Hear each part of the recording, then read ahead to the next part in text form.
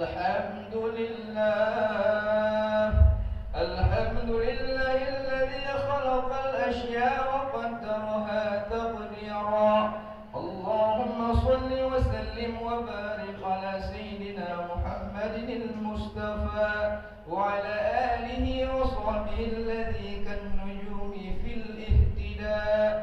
أشهد أن لا إله إلا الله وحده لا شريك له وأشهد أن سيدنا محمدا عبده ورسوله لا نبي بعده. أما بعد فيا أيها الناس اتقوا الله حق تقاته ولا تموتن إلا وأنتم مسلمون. قال الله تعالى في القرآن الكريم بسم الله الرحمن الرحيم قل هو الله أحد الله الصمد لم يلد ولم يولد ولم يكن له كفوا أحد. اللهم اغفر للمسلمين والمسلمات والمؤمنين والمؤمنات الأحياء منهم والأموات ويا قاضي الحاجات. ربنا ظلمنا أنفسنا وإن لم تغفر لنا وترحمنا لنكونن من الخاسرين. اللهم إنا نسألك التوبة والإنابة والاستقامة على شريعة الغراء وطريقة البيضاء برحمتك يا أرحم الراحمين. ربنا آتنا في الدنيا حسنة وفي الآخرة حسنة وقنا عذاب النار. عباد الله ولذكر الله أكبر.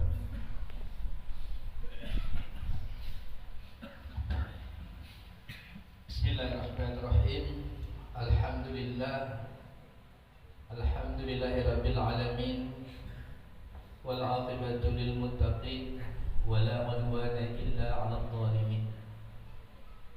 Asyhadu an la ilaha illallah wahdahu la syarika lah wa asyhadu anna sayyidana Muhammadan 'abduhu wa rasuluhu la nabiyya ba'dah. Allahumma shalli wa sallim wa barik ala sayyidina Muhammad wa ala alihi wa ashabihi wa dzurriyyatihi ajma'in ila yaumil qiyamah. Qala Allah Ta'ala fil Qur'anil 'azim. A'udzu billahi minasyaitonir rajim. Bismillahirrahmanirrahim.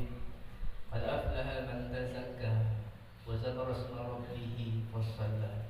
Bal tu'siruna al-hayata ad-dunya wal akhiratu khairun wa abqa. Qala an-nabi sallallahu alaihi wasallam akbarul mu'minin imanan ahsanuhum akhlaqa. Qala al-Junayd arba'an tarfa'ul 'abda ila a'la darajah wa in qilla 'amaluhu wa 'ilmuhu wa huwa al-hilmu wa tawadu' was-sakha wa husnul khalqi. Rabbi israh li sadri wa yassir li amri wahlul 'uqdatam min lisani yafqahu qawli. Rabbi zidni 'ilman warzuqni fahman. Segenap puja dan puji marilah kita hantarkan kehadiran Allah Azza wa Jalla pada pagi hari raya Aidil Fitri yang sangat mulia ini. Allah masih memberikan kesempatan baik itu untuk beribadah ataupun kesempatan hidup dan kesehatan. Mudah-mudahan kita semuanya membawa kesempatan yang Allah berikan ini ke jalan yang taat. Mudah-mudahan kita semuanya, bapak-bapak dan ibu-ibu sekalian yang ada di sini, termasuk kami, kita selamat iman ketika kembali nantinya kepada Allah Subhanahu wa taala. Dan mudah-mudahan amal yang kita laksanakan full dalam bulan Ramadan hendaknya Allah kabulkan, Allah terima. Mudah-mudahan pada hari ini kita benar-benar bersih, kita benar-benar suci daripada dosa dan noda, baik itu zahir dan batin. Mudah-mudahan kita ini pada hari yang berbahagia ini menjadi orang-orang yang benar. Amin. Amin. Kemudian salawat dan salam kepada baginda Rasulullah sallallahu alaihi wasallam yang beliau sebagaimana kita ketahui adalah sahibul syariah wal haqiqah dan dengan beliaulah kita dapat mengenal Allah, dengan Nabilah kita bisa beribadah dengan baik, bergaul dengan baik, bermasyarakat dengan baik. Mudah-mudahan kita menjadi umat yang dibanggakan oleh Rasulullah SAW, dan mudah-mudahan mendapatkan syafaatnya nanti di yaumil qiyamah. Amin. Dan juga yang kita berikan rahmat dan salam kepada keluarga dan sahabat sekalian, tabi'in dan tabi'in, ulama mutaqaddimin dan ulama mutaakhirin di akhir zaman. Khususan pada guru kita, mursyid kita, murabbi kita, Buya. Mudah-mudahan Buya Allah panjangkan umur dan sehatkan badan beliau sehingga dapat memimpin umat ini, kita semua ini ke jalan siratal mustaqim, yaitu dinul haq, agama yang benar, baik syariat ataupun hakikat.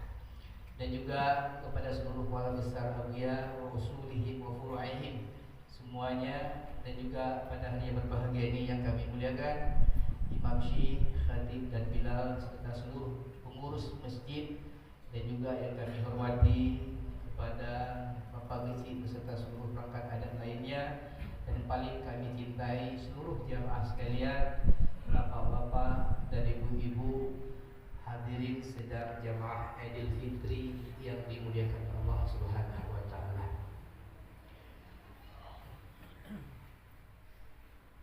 Allah berfirman dalam Quran surah Al-A'la, "Qad aflaha man tazakka." Sungguh menanglah orang-orang yang suci.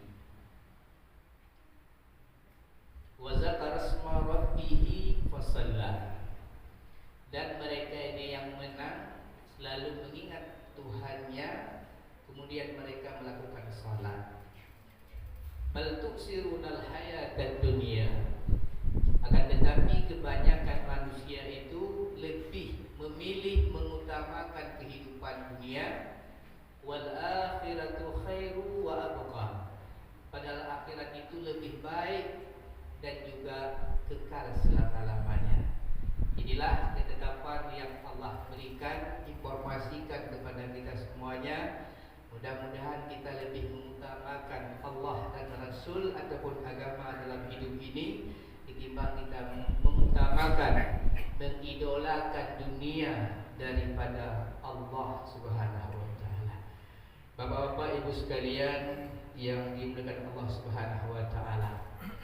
Berbicara ayat Al-A'la ini, sungguh kalimat tazakka, suci, itu memiliki makna dua.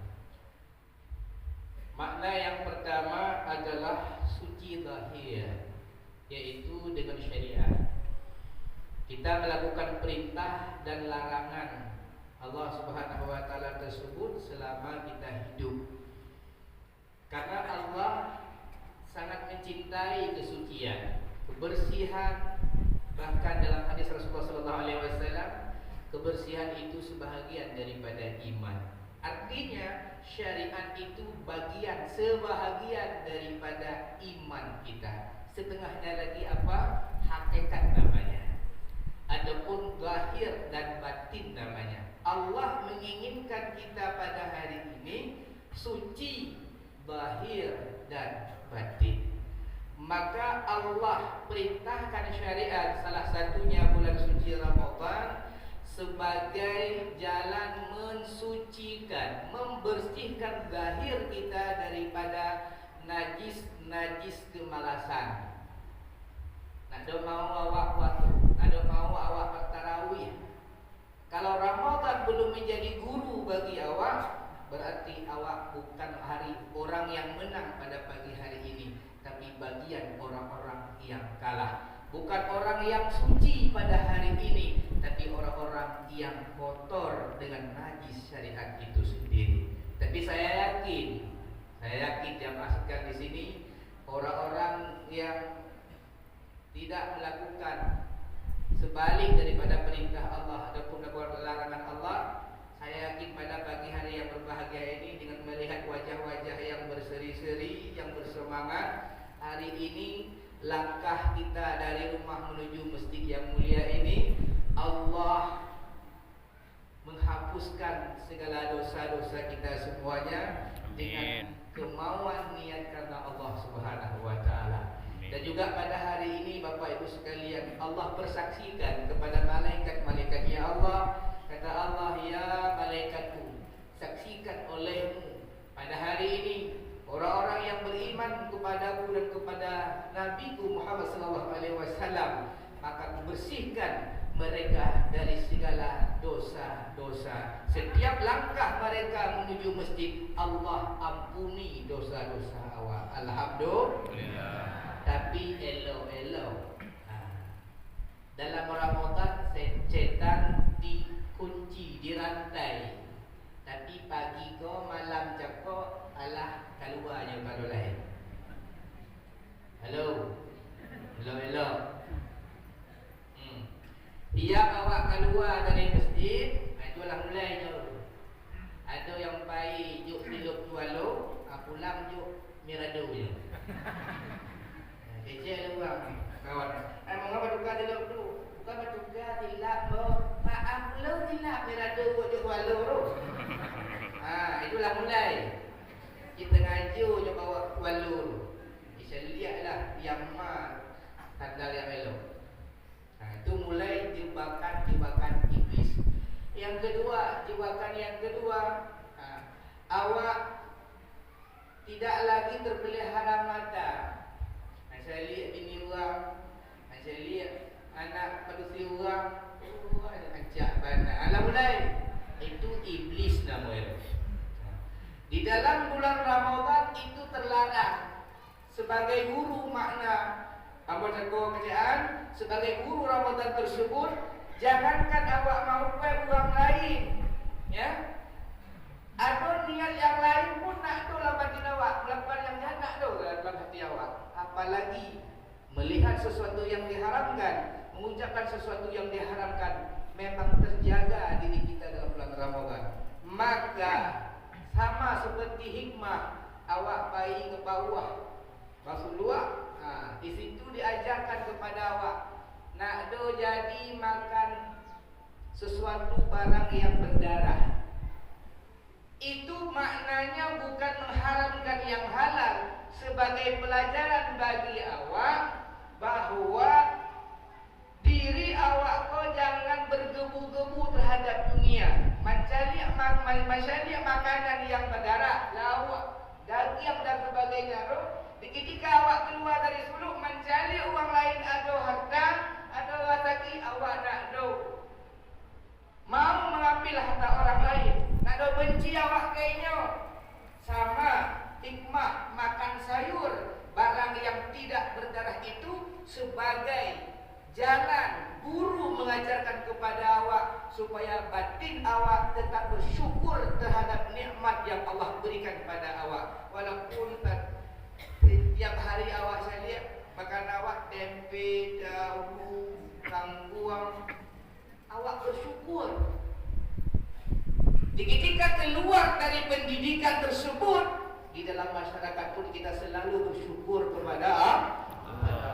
Siapapun yang Allah berikan nikmat, kita mengatakan alhamdulillah. Kalaupun kita kurang nikmat daripada orang lain, apa yang kita peroleh pada hari ini, itulah yang terbaik menurut Allah, rezeki yang Allah berikan kepada kita. Maka baik orang kaya, baik orang miskin, si alim ataupun bukan si alim, maka batinnya selalu dalam rasa bersyukur terhadap Allah Subhanahu wa taala. Itu yang pertama. Bapak Ibu sekalian yang dimuliakan Allah Subhanahu wa taala. Kemudian Aidil Fitri memiliki makna 3 pembahasan. Kalimat Aidil dari kalimat ada, kembali. Fitri itu maknanya yang pertama berbuka. Dulu kita diharamkan makan minum, artinya berpuasa. Pada pagi hari yang berbahagia ini malahan sunnah. Disunnahkan sebelum melakukan salat Aidil Fitri makan minum. Artinya hari ini haram Artinya Aidil Fitri yang dimaksud adalah yang pertama dengan makna hari berbuka. Setelah Allah larang kita makan minum pada bulan Ramadan. Aidil Fitri makna yang kedua adalah hari kita keluar dalam keadaan bersih ataupun suci dengan jalan fitrah. Fitrah yang dimaksud adalah yang pertama mengeluarkan zakat. Zakat fitrah itu bukanlah beban dari segi sudut pandang agama, melainkan zakat fitrah itu tujuan Rasulullah dan Allah memberikan hukum ini agar umat Islam pada pagi hari raya nak do yang lapar, sadu ada makanan di rumah. Nak do istilah, ambo nak do makanan, nak do beras dong, nak do istilah. Kenapa? Kemenangan itu adalah sesuatu yang menyenangkan. Kalau senang kita, orang lain tidak senang, itu namanya orang kalah, bukan kemenangan. Maka pada hari awak senang, awak menang, karena sedoa lahir orang kampung awak nahdo yang lapar. Makanya dianjurkan mengeluarkan zakat fitrah, bahkan bersedekah. Lebih-lebih Bapak Ibu sekalian, jamaah Aidil Fitri yang dimuliakan Allah Subhanahu wa taala, anak yatim. Kalau awak pernah merasakan dok lu menjadi anak yatim, sungguh miris, sungguh sedih. Yang pertama, pada hari raya, kebahagiaan yang sangat luar biasa bagi kita ini anak, ketika masih ada tangan yang kita cium, masih ada tangan yang selalu memberikan doa kepada kita, yaitu kedua orang tua. Tapi manakala kedua orang tua itu telah tiada, salah satu tiada dari mereka, tangan mana lagi yang harus kita gapai? Tangan mana lagi yang harus kita cium? Maka kesedihan itu mulai terasa bagi orang-orang yang pada hari ini tidak lagi memiliki kedua orang tuanya. Ditambah lagi kebiasaan adat, baik di Arab ataupun kita di Aceh khususnya, bahwa berlebaran itu kita selalu mempersiapkan segala sesuatu kebutuhan hari raya. Mulai membersih-bersihkan rumah, baju baru, makan minum yang lezat, yang nikmat. Tapi coba rasakan, bayangkan, andai kata kita ini sebagai anak yatim piatu, tidak memiliki orang tua, makanan tidak ada, baju baru tidak ada, seorang pun tidak mau melihat kita. Bagaimanakah rasa pada pagi yang hari yang berbahagia ini? Sedihnya luar biasa. Maka kata Rasulullah sallallahu alaihi wasallam, la salata, jangan salat, kata Nabi, jangan dekati musalla, jangan dekati tempat salat itu ketika engkau belum mengeluarkan zakat fitrah. Maknanya tidak dianggap engkau orang yang menang ketika pada hari raya, pagi hari raya Aidil Fitri, masih ada orang-orang baik fakir, miskin, anak yatim dan lain-lain dalam keadaan situasi tidak memiliki makan dan minuman. Maka Allah murka, Rasulullah pun murka kepada kaum muslimin dan kaum muslimat yang tidak melaksanakan perintah Rasulullah sallallahu alaihi wasallam. Ada suatu kisah nyata, sebuah rumah berdekatan dengan rumah orang kaya. Seorang janda yang memelihara satu orang anak yatim. Pada hari megang, semua ayah membawa daging, membawa baju baru untuk anaknya. Pada suatu ketika anak yatim ini bertanya, "Wahai ibu, di manakah ayahku?" Karena anak yatim ini setelah ayahnya meninggal, dia masih bayi, dan ibunya menyembunyikan bahwa ayahnya itu telah meninggal, seolah-olah ayahnya itu sedang merantau. Sehingga anak ini bertanya, "Di manakah ayahku? Di manakah ayah, wahai ibu?" Jawab ibunya, "Wahai anakku, sabar, nanti ayahmu akan pulang. Baju baruku di mana ya? Sabar nak, nanti ibu belikan bersama dengan ayah." Sampai sore hari jam 5, ayahnya tidak kunjung kembali. Bagaimana kembali orang sudah meninggal? Apa yang terjadi? Keinginan yang ada pada anak yatim menikmati makanan lezat, ikan yang enak, daging yang enak, lemang, ketupat yang ada di tetangga yang kaya di samping rumahnya, tidak bisa dia rasakan. Tiba-tiba ibunya tertidur. Bangunlah anak ini mencari bau yang datang melalui celah-celah rumahnya sampai ke hidung anak yatim ini. Sehingga anak yatim ini mencari di mana asal muasal rasa bau makanan yang lezat itu. Sampailah rupanya di samping rumah tetangganya, di belakang rumahnya. Dilihatlah oleh anak yatim ini, anak si orang kaya, si tetangganya itu sedang menikmati daging tersebut. Ingin meminta, tapi rasa malu itu ada.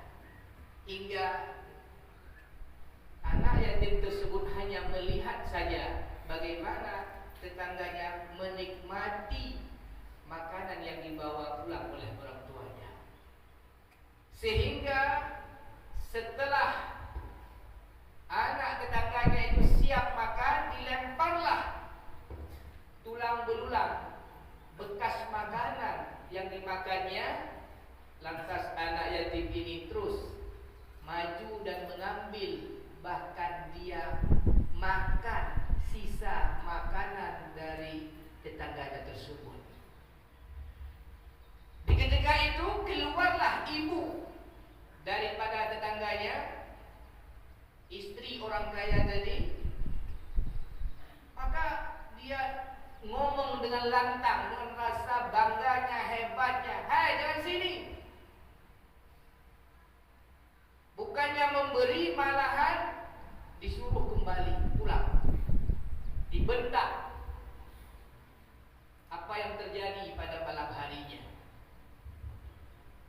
Anak ini membawa bekas makanan yang dimakan tadi pada ibunya. "Ibu, gak usah lagi beli daging, Bu. Saya sudah mencicipi makanan tersebut." "Dari mana dapat, Nak?" "Dari tetangga sebelah." "Mana, Nak?" Diberikanlah kepada orang tuanya. Dinampakkanlah bekas tulang belulang yang dimakan oleh anak tetangganya dan dimakan oleh anak yatim tersebut. Menangislah mereka berdua dalam rasa kesedihan yang sangat meluap, yang sangat luar biasa, yang tanpa ada orang menghirau mereka berdua.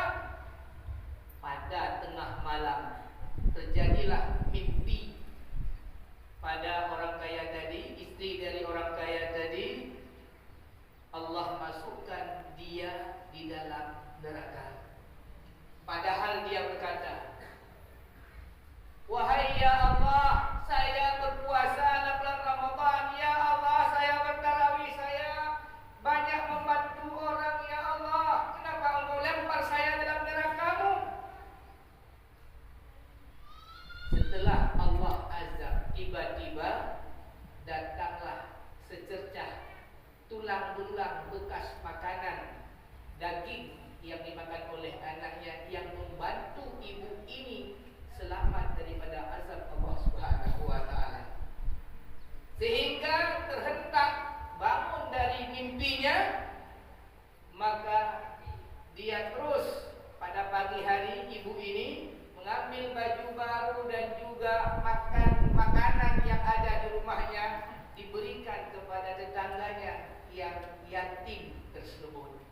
Dari kisah ini Bu, rupanya azab Allah itu bukan cuma dengan ibadah kita, dengan sedekah kita, dengan berkasih sayang sesama kita.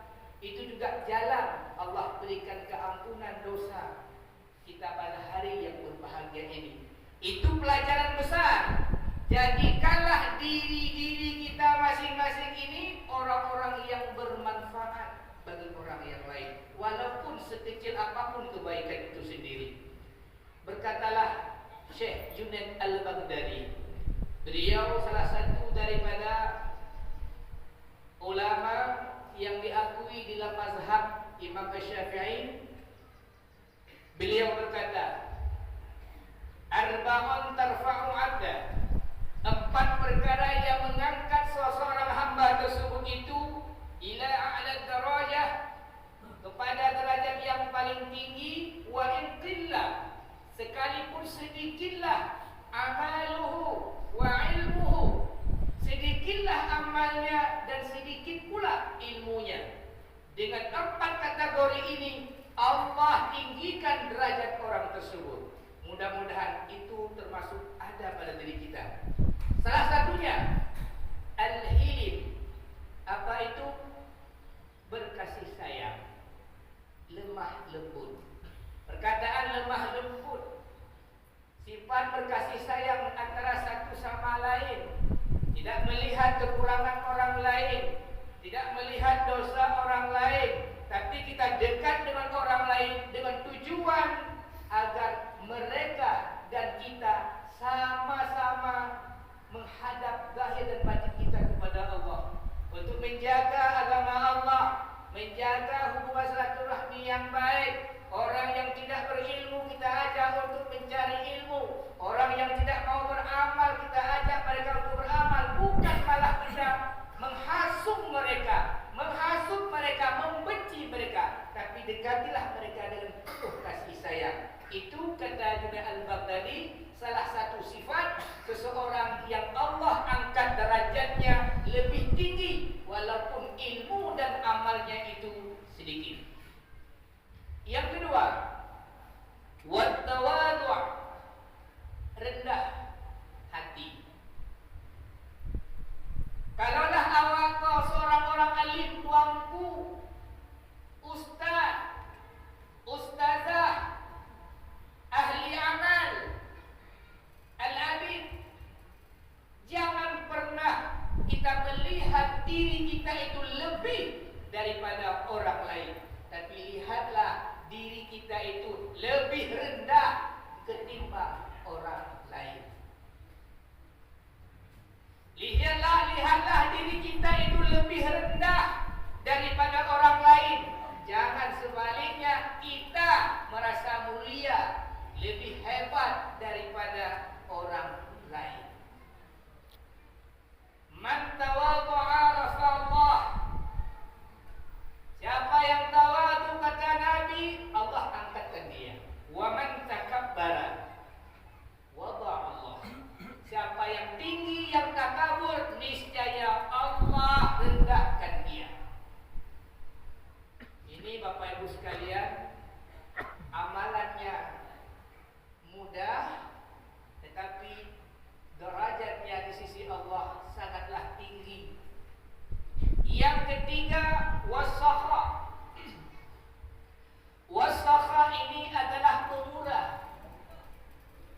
Pemurah dengan makna kita memberi apa yang ada semampu kita. Bukan hanya bersedekah karena kita banyak uang. Kita yang tidak memiliki uang, berapa ada kita mau membantu. Baik itu agama, membantu sesama fakir, miskin, anak yatim. Kategori yang ketiga, wasakha, pemurah ini juga bagian daripada salah satu Allah tinggikan derajat seseorang tersebut. Dan yang terakhir adalah wafa wa husnul khaliq, bagus akhlaknya. Inilah yang Abu Yasari menyebutkan pada kita semuanya. Perbaiki